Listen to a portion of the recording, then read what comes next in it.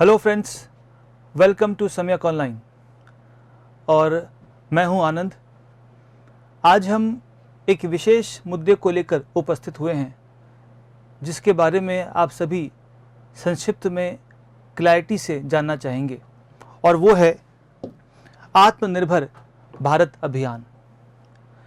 पिछले कुछ दिनों से सरकार ने लगातार बहुत सारे अनाउंसमेंट्स किए हैं। अलग अलग दिनों पर अलग अलग वर्गों के लिए अलग अलग राशि के साथ में अनेक अनाउंसमेंट्स किए गए हैं। आज हम इस चर्चा में उन सभी announcements, economic package, stimulus package को संक्षिप्त में क्लैरिटी के साथ में समझने का प्रयास करेंगे और देखेंगे कि अल्टीमेटली पैसा किसको दिया गया है, पैकेज कहाँ दिया गया है, किन चीज़ों पर खर्च किया जाएगा, और बीच बीच में हम बात करेंगे कि उनका इम्पैक्ट क्या होगा। तो शुरू करते हैं आज का डिस्कशन ऑन द आत्मनिर्भर भारत अभियान। शुरू करने से पहले एक चर्चा इस बात पे करें कि व्हाट इज आत्मनिर्भर, आत्मनिर्भरता क्या है और इस अभियान का मुख्य उद्देश्य क्या है।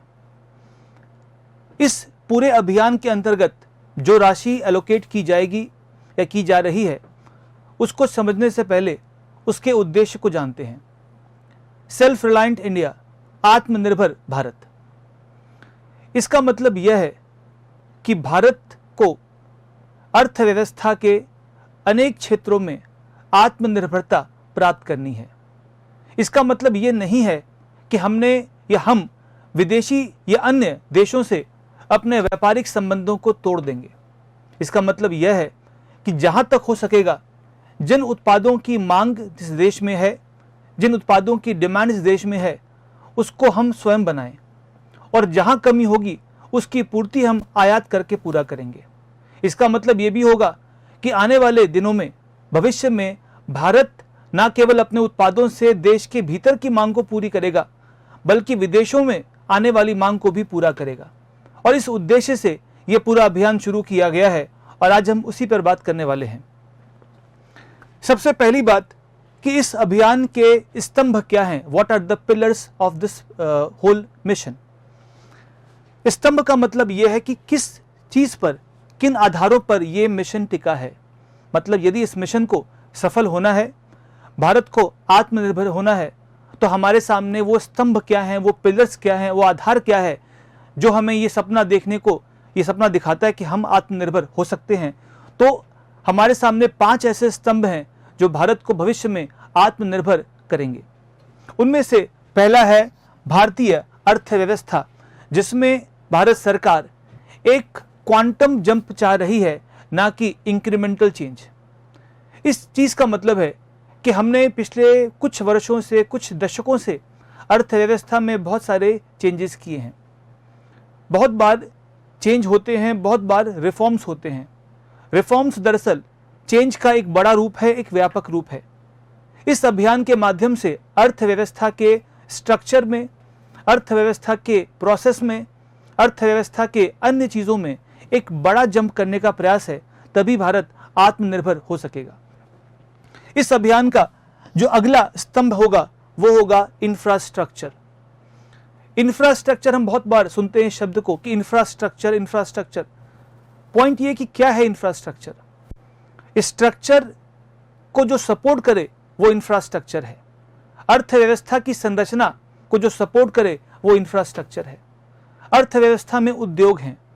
उद्योग, कृषि, सेवा की संरचना से बनी है अर्थव्यवस्था, किंतु उद्योग के नीचे, उद्योग को सपोर्ट करने के लिए हमें चाहिए पावर प्लांट्स, हमें चाहिए टेलीकॉम के लाइंस, हमें चाहिए ऑप्टिकल फाइबर के लाइंस, हमें चाहिए रेलवेज, बसेज, हाईवेज एटसेट्रा। यह है इंफ्रास्ट्रक्चर। तो जब तक भारत में इंफ्रास्ट्रक्चर का विकास नहीं होगा, तब तक भारत का स्ट्रक्चर उन्नत नहीं होगा, तब तक भारत उन्नत नहीं बनेगा, तब तक भारत आत्मनिर्भर नहीं बनेगा। चीन की मिसाल सभी देश देते हैं। उसका रीज़न है कि चीन का इंफ्रास्ट्रक्चर बहुत मजबूत है। चीन का इंफ्रा इतना मजबूत है कि सीधे चीन से यूरोप तक ट्रेनें चलती हैं और चीन के उत्पादों को यूरोप के बाजार तक पहुंचाती हैं। इसलिए इंफ्रास्ट्रक्चर पे फोकस हमें करना होगा और भारतीय या नवीन भारत के लिए ये एक बहुत बड़ा स्तंभ बन के सामने आएगा। तीसरा आधार है सिस्टम, तकनीक। भारत सरकार इस बात पर बल देती है कि भारत में नवाचार, इंफॉर्मेशन टेक्नोलॉजी का विस्तार हो। हम सब ने देखा कि आज पूरा विश्व, भारत लगभग सभी चीज़ों में ऑनलाइन जा रहा है, और जब तक इस चीज़ का, इस नवाचार का एडॉप्शन पूरा भारत नहीं करेगा, तब तक आत्मनिर्भरता के मार्ग में बाधा आएगी। तो सिस्टम का बेसिस है टेक्नोलॉजी ड्रिवन भारत। भारत को उन्नत तकनीकों को अडॉप्ट करना पड़ेगा, जैसे आर्टिफिशियल इंटेलिजेंस, रोबोटिक्स इत्यादि, और इससे हम उद्योगों को, सेवा को, कृषि को एक नई दिशा और दशा दे सकेंगे। चौथा स्तंभ है डेमोग्राफी। डेमोग्राफी का संबंध दरअसल जनसंख्या से है। भारत की जनसंख्या भारत के लिए एक स्रोत है, एक संपदा है, प्रोवाइडेड हम इस जनसंख्या को एडुकेट करें, इसको ट्रेन करें। यदि भारत की डेमोग्राफी, भारत के हम लोग शिक्षित हैं, हमारे पास रोजगार है, इसका मतलब हम भारत को आत्मनिर्भर कर सकते हैं। देश उसके नागरिकों के बिना अधूरा है।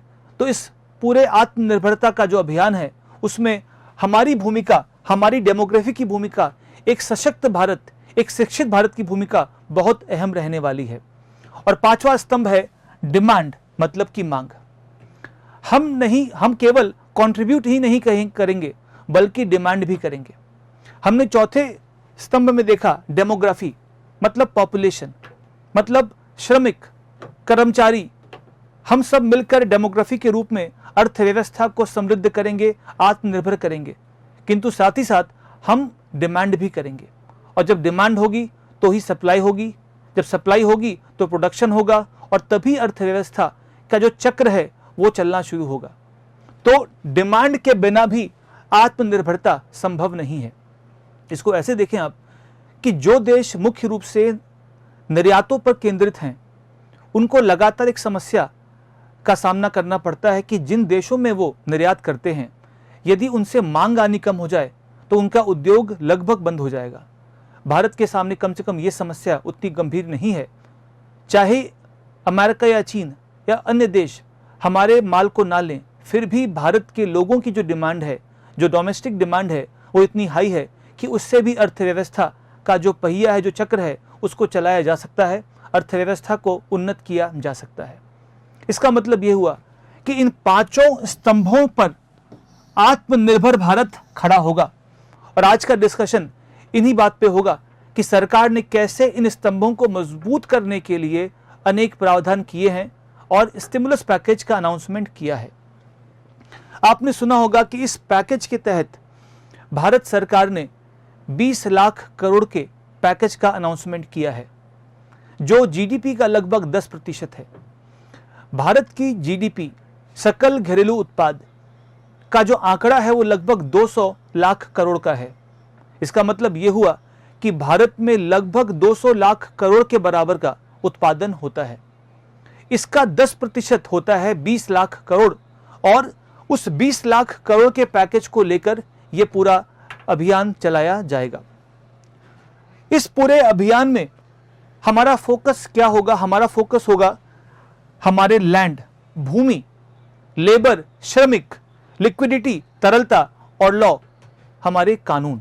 मतलब पूरा अभियान दरअसल लैंड रिफॉर्म्स को लेकर आएगा। इस अभियान में लेबर रिफॉर्म्स होंगे, इस अभियान में लिक्विडिटी को बढ़ाया जाएगा, और इस अभियान में लॉज में सकारात्मक परिवर्तन, संशोधन किए जाएंगे। भारत मुख्य रूप से कृषि आधारित अर्थव्यवस्था रहा है। खाद्यान्नों के लिए, उद्योगों के लिए, इन सभी चीज़ों के लिए भूमि की उपयोगिता बहुत अहम है। तो इसलिए भूमि पर ध्यान दिया जाएगा, लैंड रिफॉर्म्स को किया जाएगा। उद्योगों में काम करते हैं श्रमिकों से देश चलता है, और इसलिए उनकी सहूलियत के लिए, उनकी तरक्की के लिए, और साथ ही साथ उद्योगों और श्रमिकों के बीच एक अच्छा संतुलन बनाने के लिए लेबर रिफॉर्म्स भी किए जाएंगे। तीसरा है तरलता, लिक्विडिटी। What is liquidity? तरलता किसे कहते हैं? जिस आसानी से मुद्रा बहती है, फ्लो होती है, उसको हम धन की लिक्विडिटी कहते हैं। अगर लिक्विडिटी मार्केट में है मतलब पैसे का बहाव अच्छा है, इसका मतलब पैसा या मुद्रा हैंड्स एक्सचेंज कर रहे हैं, इसका मतलब डिमांड हो सकती है और इसका मतलब है कि डिमांड से प्रोडक्शन होगा, अर्थव्यवस्था को सपोर्ट मिलेगा। तो तरलता यदि बनी हुई है अर्थव्यवस्था में तो डिमांड होगी और डिमांड से अर्थव्यवस्था के या इस अभियान के जो पिलर्स हैं उसको मजबूती मिलेगी। और चौथा पॉइंट है जो फोकस है वह है लॉ रिफॉर्म्स, लीगल रिफॉर्म्स। तो हम अपने कानूनों को बेहतर बनाएंगे, एफिशिएंट करेंगे ताकि लाल फीताशाही, red tapism, bureaucratic red tapism आदि विलंब हमें विस्तार करने में बाधा ना बने। अब साथ ही साथ इस पूरा अभियान का जो फोकस रहेगा वो रहेगा एग्रीकल्चर में सप्लाई चेन का रिफॉर्म्स, मतलब कृषि में उत्पादन के बाद जब उत्पाद उपभोक्ताओं तक पहुंचता है, इस बीच में जो सप्लाई चेन है इसको मजबूत करना है। हमने पिछले वीडियोस में देखा और हमने पहले भी डिस्कस किया इन चीज़ों के ऊपर कि कैसे कृषि में फार्म गेट या उत्पादन के बाद का जो चरण है बहुत इंपॉर्टेंट है। किसान भारत में रिकॉर्ड तोड़ प्रोडक्शन करते हैं लेकिन उपभोक्ताओं तक जब पहुंचता है तो उसकी मात्रा कम होती है, जिससे कीमतें बढ़ जाती हैं और लगभग एक अच्छा खासा भाग उत्पादन का हमारा वेस्ट हो जाता है। तो यदि हम कृषि में रिफॉर्म्स करके सप्लाई चेन को मजबूत करेंगे तो इन स्तंभों को, इन पिलर्स को हिम्मत मिलेगी, शक्ति मिलेगी। दूसरा, रैशनल टैक्स सिस्टम, कर के ढांचों में चेंज किया जाएगा। कर इतना होगा जिससे सरकारों को पर्याप्त राजस्व मिले और साथ ही साथ जो जनता है उन पर कर का बोझ ना आए। यदि ऐसा होगा तो भारत न केवल भारतीयों के लिए बल्कि विदेशी निवेशकों के लिए भी एक अच्छा, एक उन्नत स्थान बनेगा जहां पर निवेशक निवेश करने को इच्छुक होंगे। तीसरा, जैसा कि हमने देखा कि लॉज, कानूनों में संशोधन किए जाएंगे, कानूनों को सिंपल, क्लियर बनाया जाएगा। कानून जितने पेचीदे होते हैं उतना ही करप्शन पनपता है। कानून इतना सिंपल हो कि कोई भी उसको समझ सके और किसी भी मतभेद के बिना उसका इम्प्लीमेंटेशन किया जा सके, ताकि गरीब भी उसको समझ सके, मजदूर समझ सके या बिना पढ़ा लिखा व्यक्ति भी उसको समझ सके। चौथा पॉइंट है capable human resource. Of course हमने देखा कि डेमोग्राफी हमारे पूरे अभियान का एक पिलर है, स्तंभ है।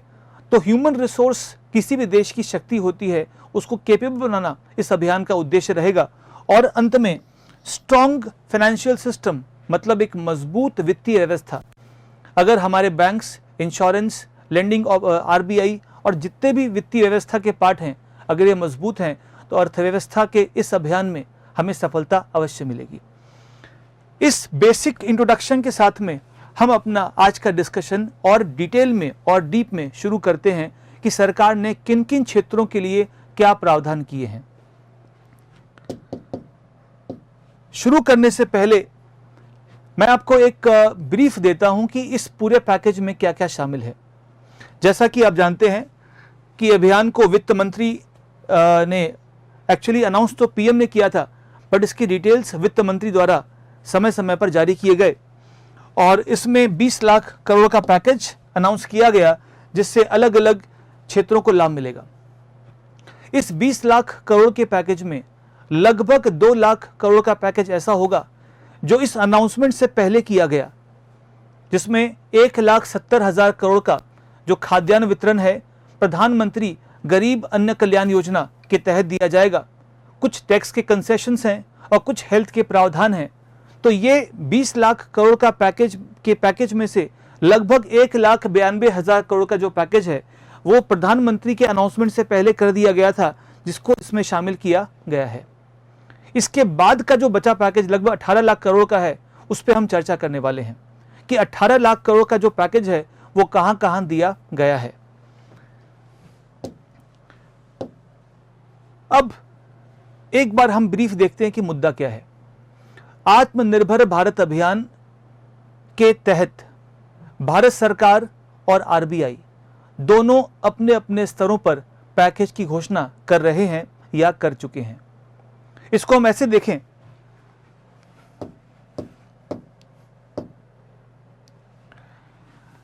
आत्मनिर्भर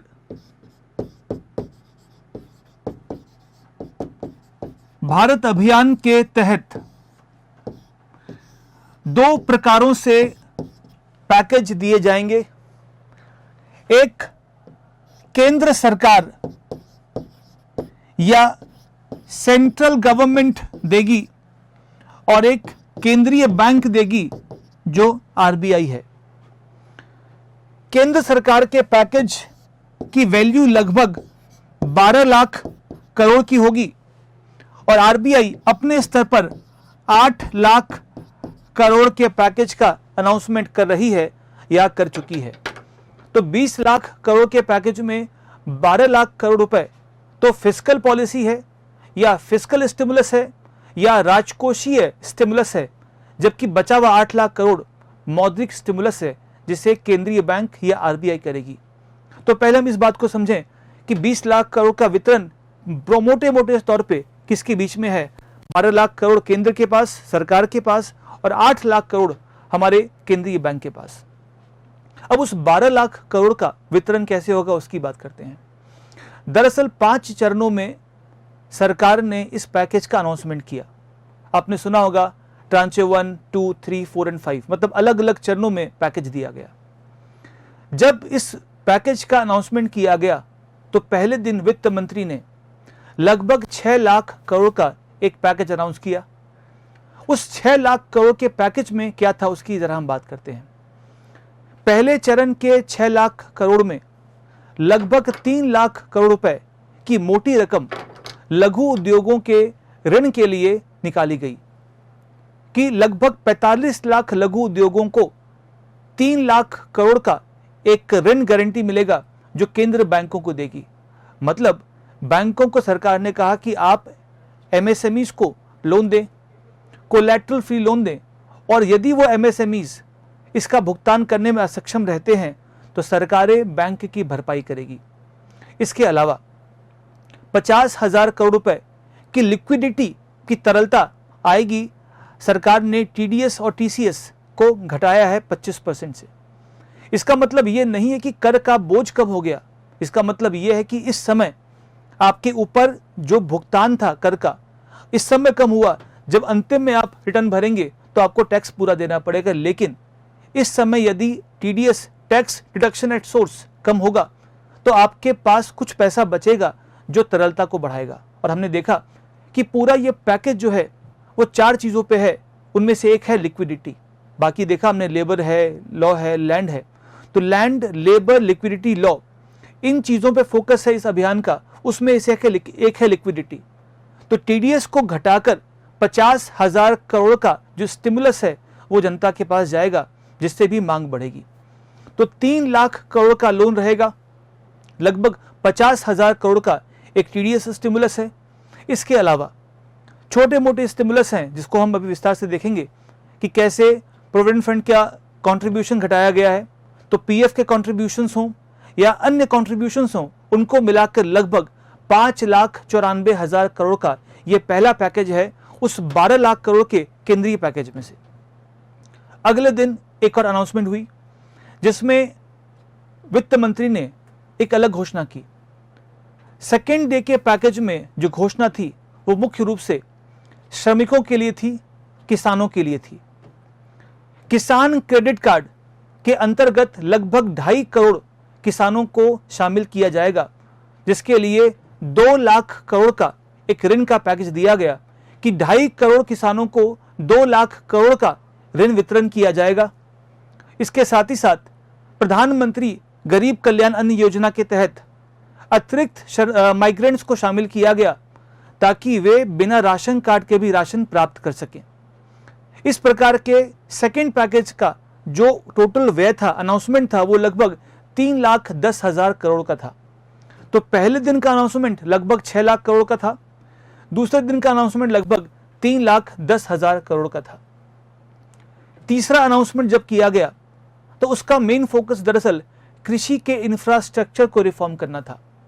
अगर हम रिपीट करें तो देखिए कि पहले पैकेज में जिसमें 6 लाख करोड़ दिए गए उसका मुख्य फोकस था लघु उद्योग, और 6 लाख करोड़ में से 3 लाख लगभग 50% और अन्य रूप से एमएसएमईज को टारगेट करते हुए, एम्प्लॉयमेंट को टारगेट करते हुए लगभग 6 लाख करोड़ दिए गए ताकि उनको ऋण मिले, वो अपना व्यापार शुरू कर सकें।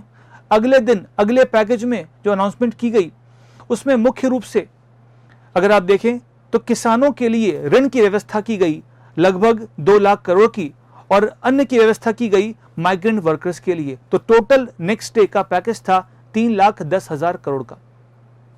अगला अनाउंसमेंट जब हुआ तो अगला अनाउंसमेंट बेसिकली कृषि इंफ्रास्ट्रक्चर के रिफॉर्म्स को लेकर हुआ, जिसमें नाबार्ड को 1 लाख करोड़ का पैकेज दिया गया ताकि वो एग्रीकल्चर इंफ्रास्ट्रक्चर के लिए लेंडिंग कर सके और लोन दे सके।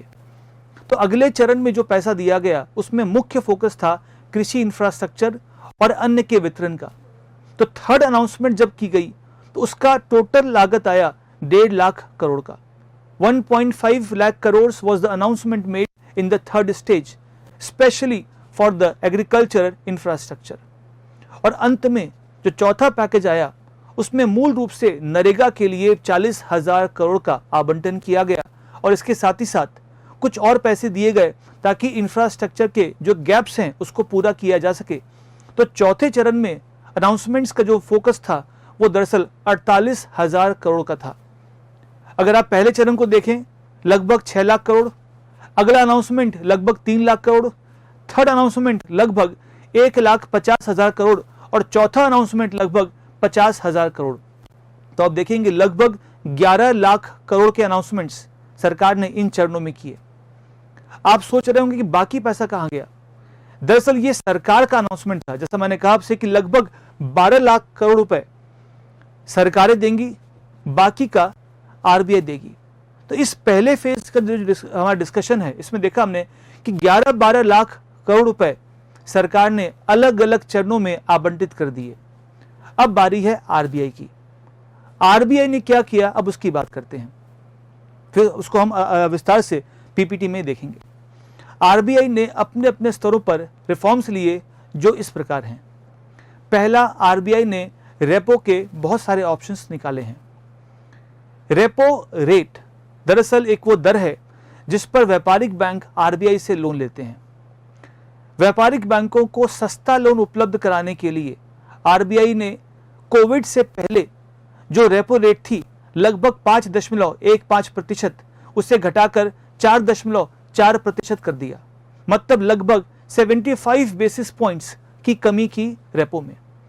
और इसके साथ ही साथ TLTRO targeted long term repo options की व्यवस्था की, जिससे NBFCs और बैंकों को सस्ती दरों पर लंबे समय के लिए आरबीआई से ऋण मिलेगा।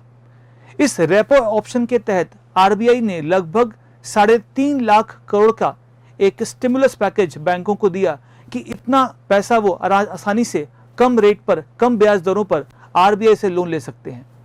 यदि बैंक आरबीआई से कम दरों पर ब्याज ले पाएंगे तो ऑफ कोर्स पब्लिक को, एमएसएमईज को, लोगों को कम ब्याज दरों पर और लोन दे पाएंगे, जिससे पब्लिक की डिमांड बढ़ेगी। इसके अलावा आरबीआई ने रिवर्स रेपो दर को भी कम किया। रिवर्स रेपो दर अल्टीमेटली है क्या? ये वो दर है जिस पर बैंक आरबीआई से ब्याज कमाते हैं। बैंक अपना पैसा बहुत बार आरबीआई के पास रखते हैं और आरबीआई उनको ब्याज देती है। दरअसल वो आरबीआई से बॉन्ड परचेज करते हैं जिसके बदले में उनको ब्याज मिलता है। तो जिस दर पर संक्षिप्त में व्यापारिक बैंक आरबीआई से ब्याज कमाते हैं उस दर को कम कर दिया गया। इसका मतलब ये हुआ कि बैंकों को आरबीआई के पास पैसा रखने का मोटिवेशन कम हुआ। अब बैंक्स यदि आरबीआई से ब्याज अर्जित नहीं कर सकते तो बैंक क्या करेंगे? बैंक उसी पैसे को पब्लिक को पास करेंगे। इस पूरी प्रक्रिया से आरबीआई के रिवर्स रेपो दर कम करने से बाजार में लगभग 2,60,000 करोड़ का एक नया स्टिमुलस पैकेज मिला, जिससे इतना पैसा मार्केट में बहा जिसको बैंक ने एज ए लोन डिस्ट्रीब्यूट करने का निर्णय लिया है। रेपो और रिवर्स रेपो के माध्यम से लगभग अगर आप देखें तो 6-6.5 लाख करोड़ के आसपास का आवंटन हुआ है, या मार्केट में इतना पैसा फ्लो करेगा। जो तीसरा प्रयास है वो है CRR की दर को 1% कम किया गया।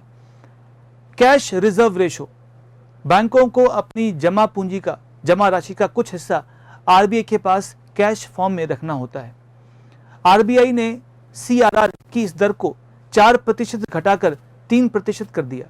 मतलब अब बैंकों को 4 के बजाय 3% ही रखना होगा। इसका मतलब 1% कैश बैंक अपने पास रख सकते हैं एक्स्ट्रा, और इससे लगभग 1,37,000 करोड़ रुपए मार्केट में निकले हैं, बैंकों के पास फ्री हुए हैं।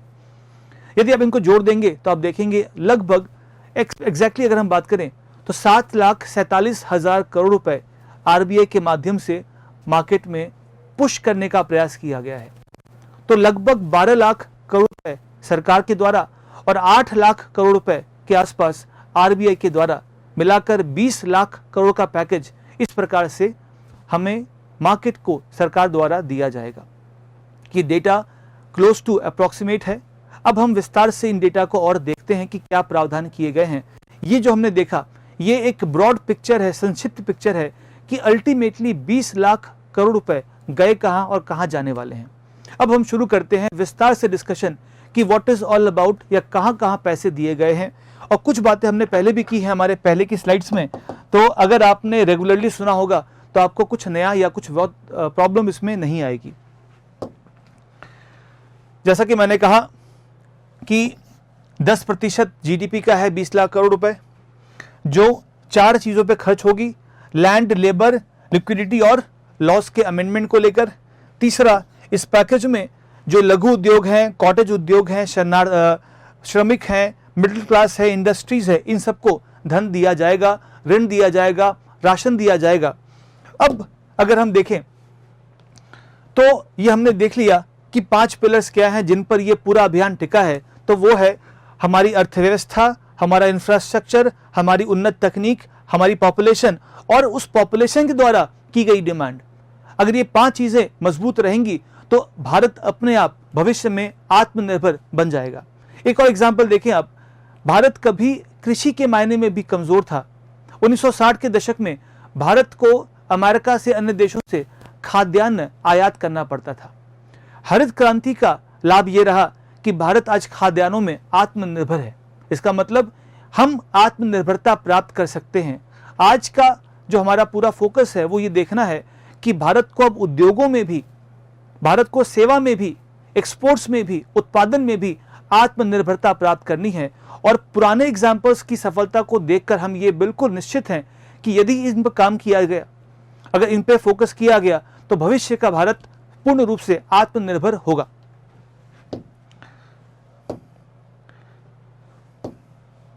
आप देखें कि इस आत्मनिर्भर भारत अभियान के लाभार्थी कौन होंगे, किन सेक्टर्स को इसका लाभ पहुंचेगा। तो जैसा कि हमने देखा कि एमएसएमईज को लोन मिलेगा, टैक्स में कुछ छूट मिलेगी, कुछ समय मिलेगा, कृषि में इंफ्रा बनेगा, किसानों को लोन मिलेगा, खाद्यान्न मिलेगा। इन सब से लगभग सभी वर्ग लाभ प्राप्त करेंगे, जिनमें से देश का एक गरीब नागरिक है जो शिशु जो मुद्रा लोन है उसके तहत लोन प्राप्त कर सकता है, उसे राशन मिलेगा। श्रमिक हैं, प्रवासी मजदूर हैं, पशुपालक हैं, मछुआरे हैं, किसान हैं, हैंडीक्राफ्ट के लोग हैं, काश्तकार हैं, छोटे उद्योग हैं, लघु उद्योग हैं, मध्यम वर्गीय उद्योग हैं, एमएसएमईज हैं, और सभी प्रकार के संगठित और असंगठित क्षेत्र इसका लाभ लेंगे। तो ये एक फिर से एक ब्रॉड पिक्चर है कि आत्मनिर्भर भारत इन सभी क्षेत्रों को अपने अपने तरीके से लाभ पहुंचाएगा। इसके साथ ही साथ एक बार फिर से अगर हम देखें तो ये जो पूरा अभियान है वो कृषि प्रणाली को दुरुस्त करने का प्रयास करेगा। हमने अभी सुना कि सरकार ने नाबार्ड के तहत या नाबार्ड के माध्यम से 1 लाख करोड़ रुपए का इंफ्रास्ट्रक्चर फंड अनाउंस किया है। तो वो क्या करेगा, वो कृषि प्रणाली को मजबूत करेगा। सरकार ने एफडीआई के, हम आगे देखेंगे कि सरकार ने कोयले की खदानों में, कोयले की माइनिंग में, डिफेंस में, स्पेस में, लगभग सभी क्षेत्रों में इतने रिफॉर्म्स किए हैं जिससे नियम और कानून स्पष्ट होंगे, तर्क संगत होंगे, जो निवेशकों को आकर्षित करेंगे, उत्पादन बढ़ेगा और आत्मनिर्भरता की ओर हमारी गति बढ़ेगी। तीसरा है, इस अभियान का फोकस इंफ्रास्ट्रक्चर पे है, हमने बात की है इसकी। इसके अलावा साथ ही साथ जो मानवाधिकार हैं उनकी बात होगी कि कैसे अधिकार मिलेंगे श्रमिकों को, मजदूरों को, गरीबों को, किसानों को, और एक बेहतर वित्तीय व्यवस्था आप देखें बार बार इसका जिक्र आ रहा है। बिना वित्तीय व्यवस्था के कोई भी स्कीम आज की डेट में संभव नहीं है। अगर हमारे बैंक्स मजबूत हैं तो जो पूरी प्रणाली है लेंडिंग की, बोरोविंग की, इंश्योरेंस की इत्यादि की, वो बनी रहती है। निवेशक निवेश करते हैं स्टॉक मार्केट के माध्यम से, ये सब वित्तीय व्यवस्था में आती है जिसको मजबूत करने की आवश्यकता है। नए व्यवसायों को प्रमोट किया जाएगा, ईज ऑफ डूइंग बिजनेस को आसान करके बेहतर बनाकर निवेश को सरकार प्रोत्साहित करेगी और अंत में मेक इन इंडिया पर विशेष बल दिया जाएगा। और इन सब बिंदुओं के माध्यम से, इन सभी बिंदुओं के समीकरण से दरअसल वास्तविक आत्मनिर्भर भारत अभियान को सफल बनाया जाएगा। ये जो आपके सामने पिक्चर है, स्लाइड है, ये दरअसल हिसाब किताब है कि 20 लाख करोड़ के पैकेज के अनाउंसमेंट से पहले 1,92,000 करोड़ के पैकेज जो पहले अनाउंस कर दिए गए थे, उनमें कितना पैसा किसको मिला है। सरकार ने कुछ टैक्स में छूट दी थी 22 मार्च को, जो लगभग 7,800 करोड़ की थी। और कोविड से निपटने के लिए प्रारंभिक स्तर पर भारत सरकार ने 15,000 करोड़ का पैकेज दिया था। और अन्य के लिए, राशन के लिए, श्रमिकों के लिए गरीब कल्याण योजना बनाई गई थी, जिसका अनाउंसमेंट लगभग 1,70,000 करोड़ का था। इस हिसाब से लगभग 1,92,000 करोड़ रुपए 20 लाख के अनाउंसमेंट से पहले ही अनाउंस कर दिए गए थे। इसके बाद का जो राशि है उसको हम अब देखने वाले हैं। इसकी बाद की राशि का जो हिसाब किताब है वो इस प्रकार है कि आत्मनिर्भर भारत अभियान के पहले चरण में सरकार ने एम्प्लॉयर्स या एम्प्लॉय के लिए कुछ कटौतियां की, कुछ राहत दी, जिसमें हमने बात की थी टीडीएस की छूट है, जिसमें 25% तक कटौती की गई है, या इनकम टैक्स भरने की जो ड्यू डेट है उसको आगे शिफ्ट किया ताकि लोगों पे अभी बोझ ना आए इनकम टैक्स भरने का। ये पहला प्रावधान है पहले अनाउंसमेंट का। दूसरा, जैसा कि मैंने कहा कि 3 लाख करोड़ का एक इमरजेंसी फंड बनाया गया है जो एमएसएमईज को ऋण देगा, जिससे 45 लाख यूनिट्स को फायदा मिलेगा। इसके अलावा उनमें से भी जो ऐसे एमएसएमईज हैं जो स्ट्रेस्ड हैं, जिनके एनपीए बढ़ गए हैं, जो ऑलमोस्ट बंद होने की कगार पे हैं, उनके लिए विशेष रूप से 20,000 करोड़ का अतिरिक्त फंड बनाया गया है। यह फंड तो उन एमएसएमईज के लिए है जो चल रहे हैं या जिनको और अतिरिक्त लोन लेना या कुछ नया शुरू करना है, जो पहले से काम कर रहे थे किंतु अभी स्ट्रेस्ड हैं, तनावग्रस्त हैं, इसलिए कि पैसे की इनकमिंग नहीं हो रही है या खर्च उनके लगातार जा रहे हैं या बैंक की ईएमआई जा रही है, उनके लिए 20,000 करोड़ का अतिरिक्त फंड बनाया गया है। ये एमएसएमईज को लाभ देगा। इसके अलावा 50,000 करोड़ रुपए और दिए जाएंगे ताकि एमएसएमईज के जो प्रोमोटर्स हैं, प्रवर्तक हैं, वो उस कंपनी में, उस कॉरपोरेशन में अपने शेयर को बढ़ाएं, जिससे एमएसएमईज की स्थिरता बनी रहे। इसके बारे में हमने विस्तार से एक पिछले वीडियो में डिस्कस किया है कि इस फंड से लाभ क्या पहुंचेगा।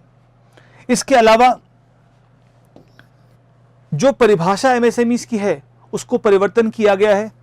निवेश की शर्तों को, टर्नओवर की शर्तों को बढ़ाया गया है ताकि अधिक से अधिक एमएसएमईज को इसमें शामिल किया जा सके और उनको ये लाभ दिए जा सके। और सबसे बड़ी बात कि डिफेंस में एक ऐसी लिस्ट बनेगी जिन हथियारों की उत्पत्ति या जिनका उत्पादन केवल भारत में होगा, और साथ ही साथ 200 करोड़ तक के टेंडर्स में कोई विदेशी कंपनी भाग नहीं ले पाएगी। इसका मतलब यह हुआ कि इस टेंडर की राशि तक लगभग सारे के सारे जो प्रोडक्शन है वो भारतीय कंपनी द्वारा किए जाएंगे। मतलब एमएसएमईज इस प्रकार के टेंडर्स में भाग ले पाएंगे, तो इससे एमएसएमईज को लाभ पहुंचेगा। सरकार अपने स्तर पर जितनी भी एमएसएमईज का बकाया है उनको रिलीज करेगी, तो 45 दिनों के अंदर अंदर एमएसएमईज को उनका बकाया मिलेगा, जिनसे भी उनको बहुत राहत मिलेगी। सरकार ने नॉन बैंकिंग फाइनेंस कंपनीज के लिए 30,000 करोड़ का एक स्पेशल तरलता पैकेज बनाया है। एनबीएफसी का संकट देश में बहुत गंभीर है, जिसे विस्तार से कभी हम बैंकिंग के डिस्कशन में शामिल करेंगे। एनबीएफसीज इस समय एक संकट से गुजर रही हैं। उनमें से भी जो एनबीएफसीज रियल एस्टेट सेक्टर में काम कर रही थी, जिन्होंने बिल्डर्स को लोन दिया हुआ था, हाउसिंग प्रोजेक्ट में पैसा लगाया हुआ था, वो बहुत अधिक तनाव से गुजर रही हैं। उनके उन प्रोजेक्ट को पूरा करने के लिए उन्हें अतिरिक्त धन की आवश्यकता है, जिसके लिए अलग से लिक्विडिटी पैकेज दिया गया है 30,000 करोड़ का। इससे एनबीएफसीज को राहत मिलेगी, अधूरी परियोजनाओं को पूरा किया जाएगा, जिससे इकोनॉमिक साइकिल शुरू होगा, रेवेन्यू आना शुरू होगा और शायद उनकी रिकवरी बेहतर हो जाएगी। इसके साथ ही साथ एनबीएफसीज जब लोन लेते हैं तो बहुत सारे पेपर्स इशू करते हैं, तो इस पैकेज से, इस पैसे से दरअसल एनबीएफसी के पेपर्स बिकेंगे, उनको बोरोविंग्स मिलेंगी, जिससे अपना काम वो कर पाएंगे। और अंत में इस पहले दिन का जो पैकेज है जिसकी हम बात अभी कर रहे हैं कि फर्स्ट डे जो ट्रांचे था, उसमें इन सब के अलावा 90,000 करोड़ रुपए का एक पैकेज दिया गया है पावर डिस्ट्रीब्यूशन कंपनीज को, डिस्कॉम्स को। भारत सरकार ने पहले भी एक स्कीम निकाली थी, उदय योजना, जिसका उद्देश्य था उज्ज्वल डिस्कॉम अश्योरेंस योजना। डिस्कॉम्स की जो खराब वित्तीय स्थिति है उसको मजबूत करने के लिए यह पैकेज आया था और आज फिर से 90,000 करोड़ रुपए दिए गए हैं, जिससे डिस्कॉम्स अपनी भरपाई कर पाएंगे, डिस्कॉम्स को छूट मिलेगी और ग्रेजुअली रिफॉर्म्स होकर डिस्कॉम्स अपने लॉसेस को पूरा कर पाएंगे, सरकारों से अपना भुगतान ले पाएंगे। जिन सरकारों ने, राज्य सरकारों ने, कंपनीज ने इनको भुगतान नहीं किया होगा, वो इनको भुगतान करेंगे, जिनसे डिस्कॉम्स पावर को पिकअप करेंगे और डिस्ट्रीब्यूट करेंगे, जिससे उनकी बदहाल स्थिति को मजबूत किया जा सकेगा। यहां तक का जो डिस्कशन है वो इस पीपीटी में, इस पेज में समराइज्ड है और इसीलिए मैंने कहा था कि पहले दिन का जो टोटल आया अनाउंसमेंट का, वो आया लगभग 6 लाख करोड़ का, 5,94,000 करोड़। इसमें बड़ा एक अमाउंट कहा जाता है एनबीएफसी के लिए लोन, लगभग 30,000 करोड़ का। इसके अलावा हमने देखा कि एनबीएफसी का पैसा है, डिस्कॉम्स को पैसे दिए गए हैं, टीडीएस में कटौती है। आपको इन सब के डीप में नहीं जाना, इसकी आवश्यकता बिल्कुल नहीं है। हमारे लिए मोटे तौर पर कि पहले दिन के अनाउंसमेंट में मुख्य रूप से एमएसएमईज हमारा फोकस रहा, डिस्कॉम्स हमारा फोकस रहा, हमारे एम्प्लॉयज हमारा फोकस रहे और उनके लिए इस प्रकार का अनाउंसमेंट किया गया और मुख्य रूप से उनके बदहाल वित्तीय स्थिति को मजबूत करने के लिए मुख्य रूप से लोन जनरेशन के लिए पैकेज दिया गया है। नेक्स्ट अनाउंसमेंट को हमने कहा ट्रांचे 2 अंडर आत्मनिर्भर भारत अभियान। जैसा कि मैंने शुरू में बताया आपको कि हमारा जो सेकेंड अनाउंसमेंट था वो मुख्य रूप से दरअसल किसानों के लिए था। किसानों को किसान क्रेडिट कार्ड स्कीम में शामिल किया जाएगा। इसके अलावा छोटे मोटे और भी प्रावधान है जिसको हम देखने वाले हैं। जैसे पहला प्रावधान था कि श्रमिकों को जिनके पास राशन कार्ड नहीं है उनको 2 महीने तक 1 अप्रैल से 30 जून तक बिना राशन कार्ड के भी अतिरिक्त भोजन मिलेगा, दालें मिलेंगी, खाद्यान्न मिलेगा और उसके लिए लगभग 3500 करोड़ रुपए खर्च किए जाएंगे। तो ये पहला पैकेज है सेकेंड अनाउंसमेंट का। इसके अलावा जो स्ट्रीट वेंडर्स हैं, जो फल की सब्जी के ठेले लगाते हैं, उनके लिए भी 5,000 करोड़ रुपए की स्कीम लाई गई है जो उनको काम शुरू करने के लिए 10,000 रुपए का इनिशियल लोन देगी और रीपेमेंट कैसा होगा उसके आधार पर आगे के लोन दिए जाएंगे। तो भारत में स्ट्रीट वेंडर्स को काफ़ी समस्या का सामना करना पड़ा है क्योंकि लगभग चीज़ें बंद है। तो उनकी रिकवरी के लिए 5,000 करोड़ का फंड अनाउंस किया गया है। जैसा मैंने कहा कि 2.5 करोड़ किसानों को लोन सिस्टम में शामिल करने के लिए 2 लाख करोड़ का फंड एस्टैब्लिश किया गया है जो उनको दिया जाएगा। किसान इस कार्ड के माध्यम से, किसान क्रेडिट कार्ड के माध्यम से कृषि के मौसम से पहले लोन लेकर अपनी बुआई शुरू कर सकते हैं। तो कृषि की बदहाली को दूर करने के लिए ये प्रावधान इंपॉर्टेंट है। और नाबार्ड अतिरिक्त 30,000 करोड़ रुपए देगा बैंकों के माध्यम से ताकि लोन मिल सके। अगर किसानों को फार्म इक्विपमेंट परचेज करना है, कोई बड़ी राशि का एक्सपेंडिचर करना है, तो उसके लिए नाबार्ड का अतिरिक्त फंड आएगा 30,000 करोड़ का।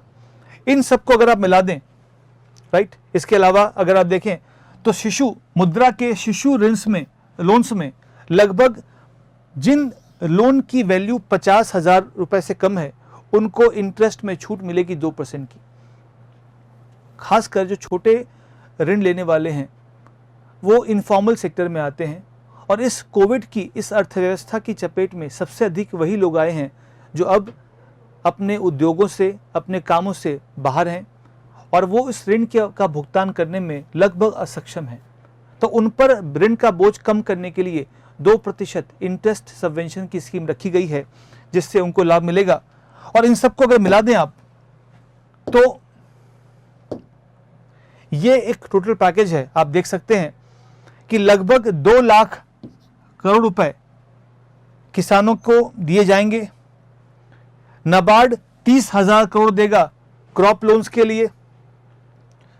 माइग्रेंट वर्कर्स के लिए 3500 करोड़ रुपए दिए जाएंगे ताकि उनको राशन दिया जा सके।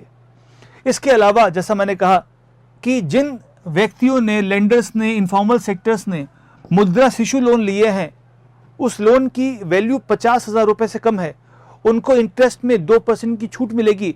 इसका बोझ आएगा लगभग 1500 करोड़ जो केंद्र सरकार उठाएगी। इनके अलावा स्ट्रीट वेंडर्स के लिए हमने देखा अभी कि 5,000 करोड़ का फंड बनाया गया है, जो 10,000 रुपए का लोन उनको शुरू में देगा और बाद में उसको बढ़ाया जा सकता है। इसके अतिरिक्त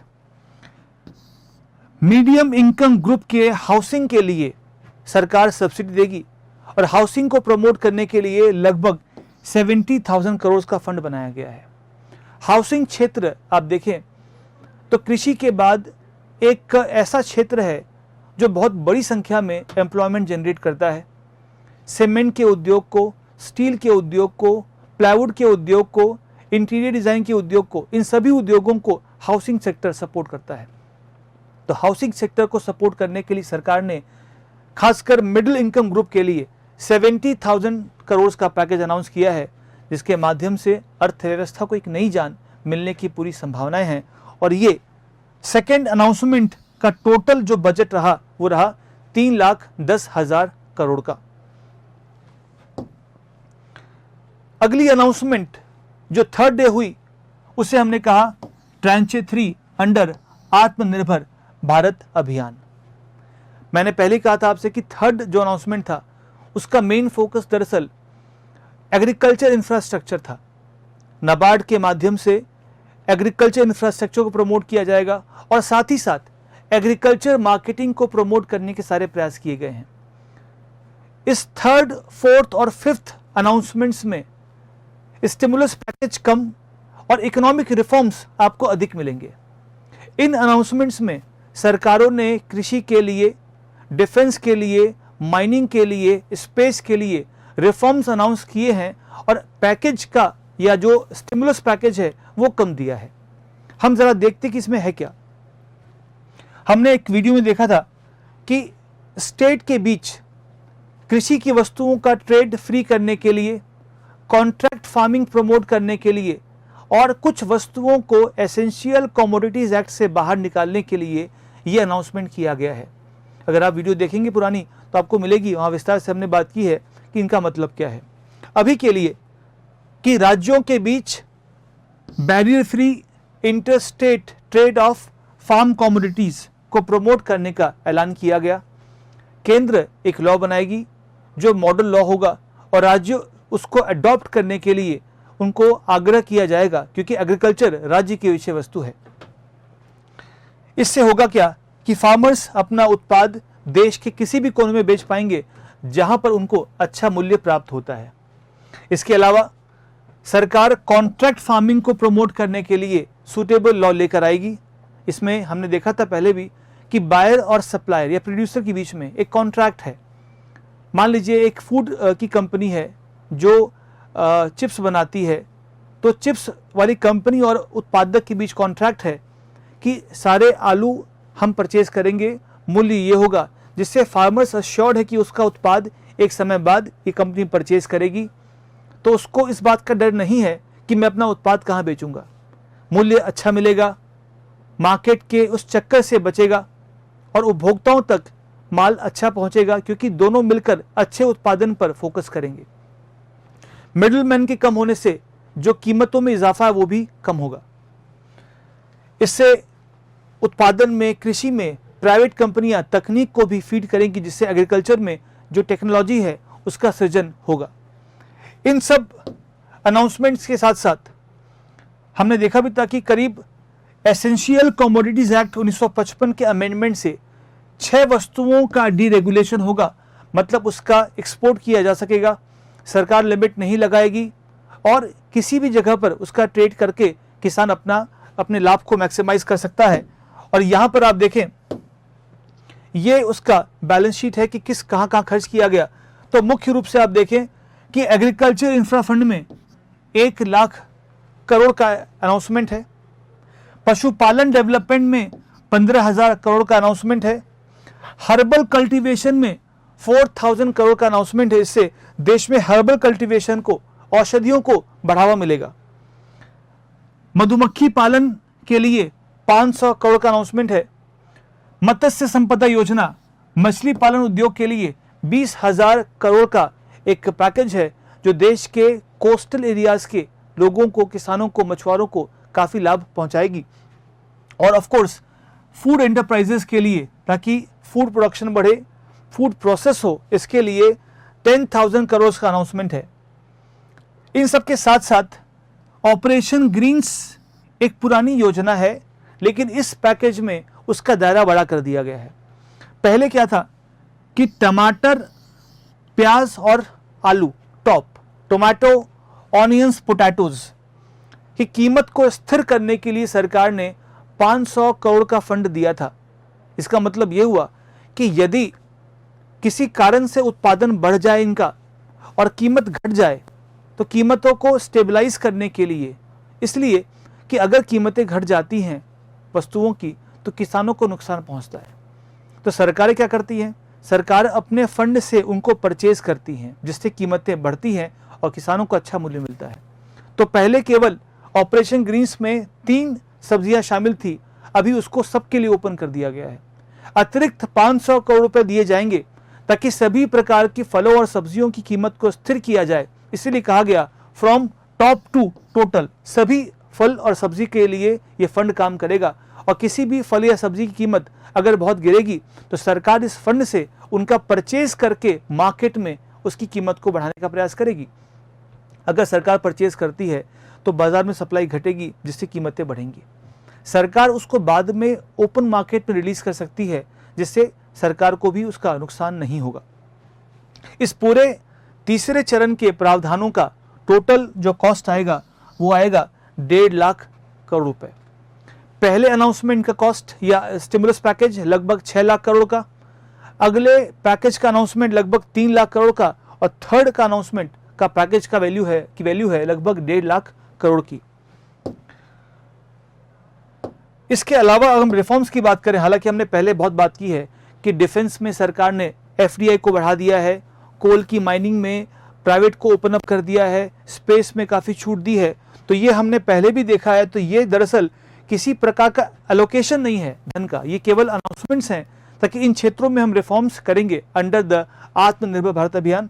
तो डिफेंस को अगर देखें आप, तो कुछ हथियारों के बैन को, इंपोर्ट को बैन किया जाएगा। सरकार नेगेटिव लिस्ट लेके आएगी और जो हथियार उस लिस्ट में होंगे उसका इंपोर्ट नहीं होगा, वो केवल डिफेंस का उत्पाद या भारत में ही उसका उत्पादन किया जाएगा। और घरेलू बाजार से खरीदने के लिए हथियारों को एक अलग से डोमेस्टिक बजट बनाया जाएगा, ताकि उसका फोकस केवल घरेलू उत्पादकों को प्रोत्साहित करना होगा। और डिफेंस में एफडीआई लिमिट 74% की गई है from 49% in the automatic route, मतलब बाहर की कंपनी भारत के डिफेंस कंपनीज में 74% तक हिस्सा ले सकती हैं। इसके अलावा फोर्थ फेज में हमने देखा कि सरकार की मोनोपोली खत्म की जाएगी कोल के खनन में या मिनरल्स के खनन में। इससे निजी निवेश बढ़ेगा, तकनीक आएगी, पारदर्शिता आएगी, कंपटीशन बढ़ेगा, तो भारत में कोल का उत्पादन बढ़ेगा, जिससे हमें बाहर से कोल के आयात की समस्या या कोल का इंपोर्ट नहीं करना पड़ेगा। हम बल्कि भविष्य में शायद कोल का एक्सपोर्ट भी कर सकते हैं। और इसके जो प्रावधान है कि करीब 50 कोल ब्लॉक्स खदानों के लिए प्राइवेट टेंडर लगा सकते हैं, बिड कर सकते हैं, और जिनका बिड सर्वोत्तम होगा उनको ये चीज मिलेगी। इसके अलावा स्पेस में भी प्राइवेट को प्रमोट किया जाएगा। इसरो की फैसिलिटीज में प्राइवेट की भागीदारी होगी और जो डेटा इसरो जनरेट करता है उसको प्राइवेट एंटरप्रेन्योर्स को सेल करके उपलब्ध कराकर भी काम किया जा सकेगा। अब भारत में काफ़ी ऐसे एंटरप्रेन्योर्स हैं या कुछ नवाचार करने वाले व्यक्ति हैं जो स्पेस के डेटा को चाहते हैं, तो इसरो इस प्रकार से काम करेगा कि प्राइवेट की भागीदारी भी इसमें बनी रहेगी। अगर आप इस पैकेज को देखें तो मुख्य रूप से 48,000 करोड़ का पैकेज है, क्योंकि इसमें मैंने कहा था कि एलोकेशन कम है और रिफॉर्म्स की बातें ज़्यादा हैं, और रिफॉर्म्स हमने पहले ही अपने प्रीवियस वीडियोस में कवर कर लिया है। तो यहाँ रिफॉर्म्स की जब हम बात करते हैं तो एयरलाइंस में रिफॉर्म्स हैं, रिसर्च में रिफॉर्म्स हैं, या एयर सिविल एविएशन में काफ़ी रिफॉर्म्स हैं। अब जरा रिफॉर्म्स को एक बार फिर से समझते हैं। हमने यहाँ तक देखा कि स्पेस में प्राइवेट की भागीदारी आएगी। उसके अलावा 6 new airports would be constructed, मतलब नए एयरपोर्ट्स बनाए जाएंगे under the public private partnership, ये भी रिफॉर्म का पार्ट है। उसके अलावा एयर स्पेस के रेस्ट्रिक्शन को कम किया जाएगा ताकि अनेक फ्लाइट्स भारत से ट्रैवल कर सकें। भारत में एयरपोर्ट्स बनेंगे, फ्लाइट्स आएंगी, तो इससे ट्रांसपोर्ट सेक्टर बढ़ेगा और एयरलाइंस का फील्ड डेवलप होगा। अंतिम में MRO, मैन्युफैक्चरिंग रिपेयर ओवरहॉल। दरअसल एयरलाइंस अभी रिपेयर के लिए वेस्ट या ईस्ट की ओर जाती हैं। भारत में MRO इंडस्ट्रीज काफ़ी कम है। किसी एयरलाइंस में अगर कुछ रिफॉर्म करना है, रिपेयर करना है, मैन्युफैक्चर करना है, तो हम मूल रूप से जापान, दक्षिण कोरिया या फिर वेस्टर्न कंट्रीज पे डिपेंडेंट हैं। भारत में ये बिजनेस लगभग 70,000 करोड़ का है, इसलिए भारत को इस फील्ड में इस्टेब्लिश करने की ज़रूरत है। तो सरकार कोशिश करेंगी कि भारत खुद एयरलाइंस का मैन्युफैक्चरिंग, रिपेयर और ओवरहॉल की इंडस्ट्री बने, जिससे फ़ायदा ये होगा कि न केवल भारत के पैसे बचेंगे बल्कि विदेशी विमान भारत में आएंगे और रिफॉर्म्स की मांग करेंगे। इससे होगा क्या कि भारत सिविल एविएशन में भी काफ़ी उन्नति करेगा। और हमने देखा कि इस प्रकार से टोटल जो 4th और 5th स्ट्रक्चर है, जो 4th और 5th स्टेज है, उसमें मुख्य रूप से ये रिफॉर्म्स हैं, जिसमें नरेगा का एलोकेशन मुख्य रूप से है, बाकी कुछ फंडिंग है ताकि इंफ्रास्ट्रक्चर के गैप को पूरा किया जा सके। अब हम अंत में एक ब्रॉड पिक्चर लेके चलते हैं कि हमने जो सुना देखा उसकी कहानी कहाँ पे आके ठहरती है, कहाँ पे आके चीज़ें रुकती हैं। हमने देखा कि आत्मनिर्भर भारत अभियान के तहत 5 प्रकार के चरणों में अनाउंसमेंट किए गए। दूसरी बात, अनाउंसमेंट में 20 लाख करोड़ का अनाउंसमेंट है। 12 लाख करोड़ रुपए तो सरकार देगी, 8 लाख करोड़ रुपए RBI देगी। दोनों अपने अपने स्तरों पर राजकोषीय और मौद्रिक नीति के माध्यम से अर्थव्यवस्था को फिर से जागृत करने का प्रयास करेंगे। उस चरण में आप देखें, पहले अनाउंसमेंट में पार्ट 1 में हमने देखा था लगभग 5,94,000 करोड़ का पैकेज अनाउंस किया गया। इसमें हमने देखा था मुख्य रूप से MSMEs को लाभ दिया गया है, कुछ लाभ एम्प्लॉयज को दिया गया है। अगले अनाउंसमेंट में मुख्य रूप से अगर आप देखें तो यहां पर किसान क्रेडिट कार्ड के माध्यम से किसानों को लाभ दिया गया है। कुछ खर्च माइग्रेंट वर्कर्स पे किया गया है, उनको फूड ग्रेन्स भी दिया गया है।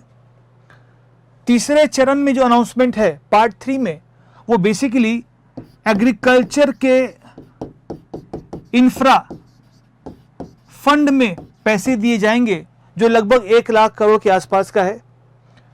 चौथे और 5वें चरण के जो अनाउंसमेंट्स हैं उसमें मुख्य रूप से नरेगा के लिए 40,000 करोड़ का पैकेज दिया गया है और बाकी जो कंसेशंस हैं उनको मिलाकर 48,000 करोड़ का पैकेज बनता है। इस प्रकार से केंद्र के मेजर्स अगर आप देखें 12 लाख करोड़ में नए मेजर्स वो केवल 11 लाख करोड़ के ही हैं। हमने शुरू में देखा अनाउंसमेंट से पहले लगभग 2 लाख करोड़ रुपए अनाउंस किए जा चुके थे। वो भी इसमें शामिल है। और केंद्र सरकार के अलावा ये अनाउंसमेंट केंद्रीय बैंक का है, आरबीआई का है, जो लगभग 8 लाख करोड़ का है। इन सबको मिला देंगे आप तो टोटल बनता है 20,97,000 करोड़ रुपए और क्लोज टू 21 लाख करोड़। ये था आत्मनिर्भर भारत के अंतर्गत जितने प्रकार के रिफॉर्म्स एलोकेशंस किए गए हैं उन पर एक चर्चा। आई होप आपको इससे क्लियर हो गया होगा कि जो पूरी कहानी है आसपास जो बिखरी हुई है कि पैकेज कहाँ गया, किसको गया, कैसे मिलेगा, वो आपने समझ लिया होगा। हम कल एक नए मुद्दे के साथ हाजिर होंगे जिसमें देखेंगे कुछ और आर्थिक और अंतर्राष्ट्रीय मुद्दे। Thank you.